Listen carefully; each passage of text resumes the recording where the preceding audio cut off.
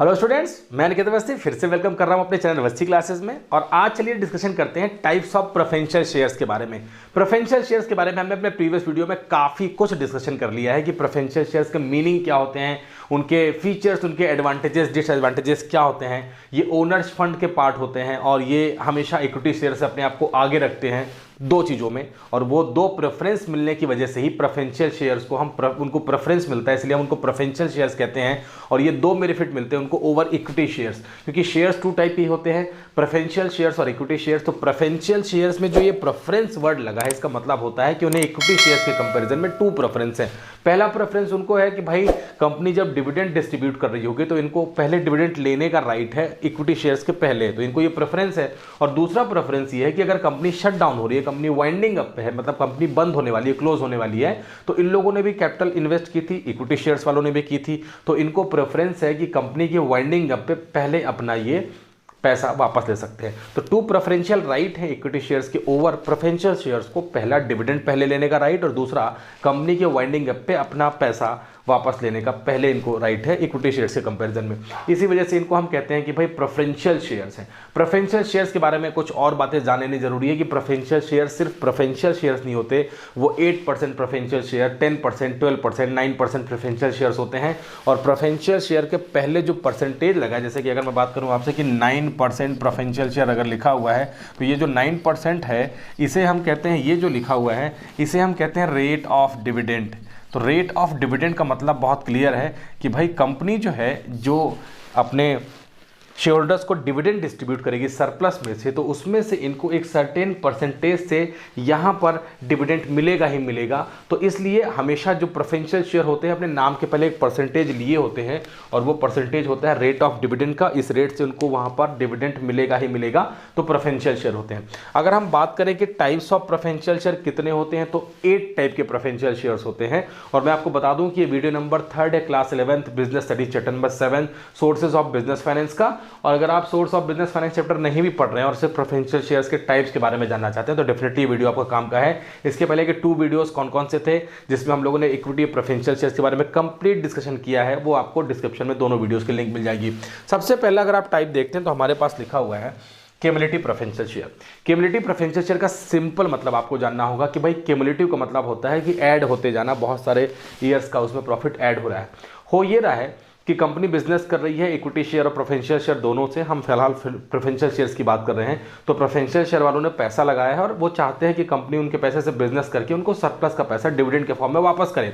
हुआ ये कि कंपनी लॉस में चल रही है या कंपनी प्रॉफिट जनरेट नहीं कर पा रही है, तो जो क्यूमुलेटिव प्रेफरेंशियल शेयर्स होते हैं इनको बहुत ज़्यादा परेशान होने की जरूरत नहीं है, क्योंकि कंपनी जब लॉस में चल रही होगी उस ईयर का डिविडेंड भी कंपनी उनको क्यूमुलेट करके देगी, तब जब कंपनी प्रॉफिट में आएगी। अगर हम मान लेते हैं कि first year, second year, third year, fourth year में है और हमारे पास में क्यूमुलेटिव प्रेफरेंशियल शेयर्स हैं और इस साल में इनका डिविडेंड 10,000 हो रहा था, यहाँ पर भी 10,000 हो रहा था, लेकिन कंपनी जो है लॉस में चल रही थी, इस वजह से इनका डिविडेंड, क्योंकि वो तो अपना डिविडेंड एक परसेंटेज से लेते ही लेते हैं, तो यहाँ पर 10,000 रुपीज़ का जो डिविडेंड था ये कंपनी लॉस में चलने की वजह से हमने प्रेफरेंशियल शेयर्स को नहीं दिया। इसका मतलब है कि थर्ड ईयर में जब कंपनी पहुंचेगी तो जो थर्ड ईयर का 10,000 रुपीज़ होगा वो तो कंपनी इनको पेमेंट करेगी ही, और कंपनी इसके साथ में ये 10 प्लस ये 10 मतलब कि 20,000 रुपीज़ भी पेमेंट करेगी। मतलब कि थर्ड ईयर में कंपनी क्यूमुलेटिव प्रेफरेंशियल शेयर्स वालों को डिविडेंड का पेमेंट करेगी 30,000 रुपीज़, क्योंकि कंपनी लॉस में चल रही थी। उसका कमिटमेंट था कि हम आपको भाई 9% के हिसाब से देंगे ही देंगे आपका डिविडेंड का पैसा, और अगर आपका क्यूमुलेटिव प्रेफरेंशियल शेयर्स है तो ही देंगे। और ऐसे केस में जो लॉस के ईयर थे उनका पैसा भी क्यूमुलेट हो गया है, और उनको पैसा जब कंपनी बेनिफिट कमाएगी, प्रॉफिट कमाएगी, सरप्लस कमाएगी, उस टाइम पे जो पिछला पैसा कंपनी नहीं दे पाई थी उस पैसे को क्यूमुलेट करके पैसा जिस ईयर में बेनिफिट होगा उस ईयर में देगी। बस यही मतलब है क्यूमुलेटिव प्रेफरेंशियल शेयर्स का। एक और यहाँ पर हमें बात जाननी चाहिए क्यूमुलेटिव प्रेफरेंशियल शेयर्स के बारे में कि क्यूमुलेटिव प्रेफरेंशियल शेयर्स ही एक ऐसे प्रेफरेंशियल शेयर्स होते हैं कंपनी में जो प्रेफरेंशियल शेयर्स में वोटिंग राइट वहाँ पर रख सकते हैं। और वो भी कब रख सकते हैं, अगर किसी प्रेफरेंशियल शेयर्स में प्रेफरेंशियल शेयर्स अगर क्यूमुलेटिव नेचर का है और लगातार 2 ईयर तक उनको वहाँ पे कंपनी डिविडेंड नहीं डिस्ट्रीब्यूट कर रही है, तो लगातार 2 ईयर का डिविडेंड नहीं मिलने की वजह से ऑटोमेटिकली उनको वहाँ पर राइट मिल जाता है, वोटिंग राइट, और वो वोट कर सकते हैं, डिसीजन मेकिंग में पार्टिसिपेट कर सकते हैं। लेकिन यहाँ पे शर्त यही है कि वो क्यूमुलेटिव प्रेफरेंशियल शेयर्स होने चाहिए और लगातार 2 ईयर का उनको डिविडेंड कंपनी ने ना पेमेंट किया हो, ऐसे केस में उनको वोटिंग राइट मिल जाता है। तो ये है हमारे लिए क्यूमुलेटिव प्रेफरेंशियल शेयर्स। दूसरे नॉन क्यूमुलेटिव प्रेफरेंशियल शेयर्स, मामला बहुत क्लियर है, जिनके पास ऐसा कोई भी वहां पर राइट नहीं है कि जिस ईयर में कंपनी लॉस में चलेगी उस ईयर का भी उनको डिविडेंड कंपनी तब देगी जबकि कंपनी प्रॉफिट होगी, नहीं, ऐसा कुछ भी नहीं है। Company non cumulative preferential shares को सिर्फ डिविडेंड उसी ईयर का देगी जिस ईयर में कंपनी सच में वहां पर डिविडेंड या प्रॉफिट कमा रही है। अगर कंपनी सरप्लस नहीं कमा रही है, ऐसे केस में हम प्रेफरेंशियल शेयर्स वालों को कोई डिविडेंड डिस्ट्रीब्यूट नहीं करेंगे और इनको कोई वोटिंग राइट भी नहीं है। अगर कंपनी किसी ईयर का डिविडेंड इनको नहीं दे पा रही है तो इनके पास में कोई भी वोटिंग राइट नहीं है। ये बस कंपनी में पैसा लगाएंगे और ओनर है, और ओनर का तो रिस्क ही होता है कि जब प्रॉफिट होगा तभी वो गेन करेगा। और ऐसे केस में यहाँ पर इनको कोई भी डिविडेंड जिस ईयर का नहीं मिला है वो ऐड होके वापस से पैसा नहीं मिलेगा। भाई जिस ईयर में प्रॉफिट होगा उस ईयर में मिलेगा, और जिस ईयर में प्रॉफिट नहीं होगा उस ईयर में इनको कोई डिविडेंड नहीं मिलेगा। सीधा मतलब है नॉन क्यूमुलेटिव प्रेफरेंशियल शेयर्स का। पार्टिसिपेटिंग प्रेफरेंशियल शेयर्स का मतलब होता है कि मैंने आपसे बताया कि प्रेफरेंशियल शेयर्स होते हैं अपने नाम के पहले, मैंने आपसे कहा 10%, 9% या 11%, 12% का यहाँ पर परसेंटेज लेके चलते हैं और इसे हम कहते हैं कि रेट ऑफ डिविडेंड है। अब हुआ ये कि कंपनी ने जो सरप्लस कमाया उसमें इनको 10%, 8%, 9% whatever the percentage is there, जो भी उनका परसेंटेज था उस रेट से उनको डिविडेंड तो मिल गया, लेकिन कंपनी ने ज़्यादा सरप्लस कमा लिया है तो जो पार्टिसिपेटिंग प्रेफरेंशियल शेयर्स होते हैं ये कंपनी के सरप्लस फंड में भी पार्टिसिपेट करते हैं और सरप्लस फंड का बेनिफिट भी लेते हैं।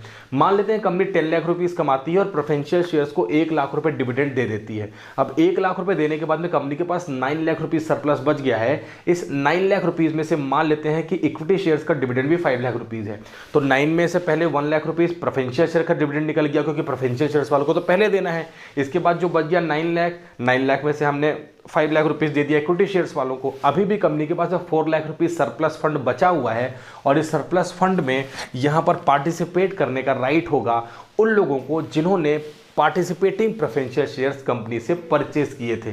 तो पार्टिसिपेटिंग प्रेफरेंशियल शेयर्स का मतलब बहुत क्लियर है कि डिविडेंड तो मिलेगा ही, साथ में सरप्लस फंड में भी वो पार्टिसिपेट करेंगे और ज़्यादा से ज़्यादा बेनिफिट ले सकेंगे। इसके अलावा नॉन पार्टिसिपेटिंग, जस्ट आपको क्लियर हो गया कि यहाँ पे नॉन क्यूमुलेटिव में उनको डिविडेंड का बेनिफिट नहीं मिल रहा था, ठीक ऐसे ही नॉन पार्टिसिपेटिंग में उनको बस जो सर्टेन परसेंटेज ऑफ डिविडेंड है उतना ही डिविडेंड मिलेगा। कंपनी जो सरप्लस कमाएगी उसमें उनको कोई भी डिविडेंड लेने का राइट नहीं होगा। बस इतना ही मतलब है नॉन पार्टिसिपेटिंग का। तो वोटिंग राइट तो इनको वैसे भी नहीं है, मैंने आपसे बता दिया वोटिंग राइट सिर्फ क्यूमुलेटिव प्रेफरेंशियल शेयर्स को ही है, और वो भी तब है जब कंपनी लगातार 2 ईयर तक डिविडेंड का पेमेंट करने में फेल हो जाती है। तो नॉन पार्टिसिपेटिंग जिनको जिस ईयर में प्रॉफिट होगा उस ईयर में कंपनी एक सर्टेन परसेंटेज से पेमेंट कर देगी डिविडेंड का, इसके अलावा ये कंपनी के सरप्लस में पार्टिसिपेट नहीं कर सकते। अगला है रिडीमेबल प्रेफरेंशियल शेयर। रिडीमेबल का मतलब होता है कि कंपनी ने जो पैसा प्रेफरेंशियल शेयर्स का लिया था, according to companies act preferential shares का पैसा कंपनी को आफ्टर 20 ईयर वापस करना ही पड़ता है। तो रिडीमेबल प्रेफरेंशियल शेयर्स का मतलब होता है कि कंपनी अपने शेयर्स से जो पैसा लेती है, इक्विटी शेयर्स वालों को कभी भी पैसा वापस नहीं करना पड़ता है, क्योंकि हम लोगों ने पढ़ा था कि परमानेंट सोर्स ऑफ कैपिटल होती है इक्विटी शेयर्स। लेकिन प्रेफरेंशियल शेयर से अगर आपने पैसा लिया है तो इनका पैसा आपको वापस करना पड़ेगा। और ये रिडीमेबल का मतलब हो गया कि आपने जो उनसे जो पैसा लिया वो आपको पे बैक करना पड़ेगा। तो प्रेफरेंशियल शेयर्स का रिडम्पशन मतलब आप रीपेमेंट ऑफ कैपिटल कर रहे हैं तो उसे हम कहते हैं रिडीमेबल। तो ऑप्शन है आपके पास में, क्योंकि यहां पर अगर आप देखेंगे 6 नंबर में इरिडीमेबल भी लिखा है।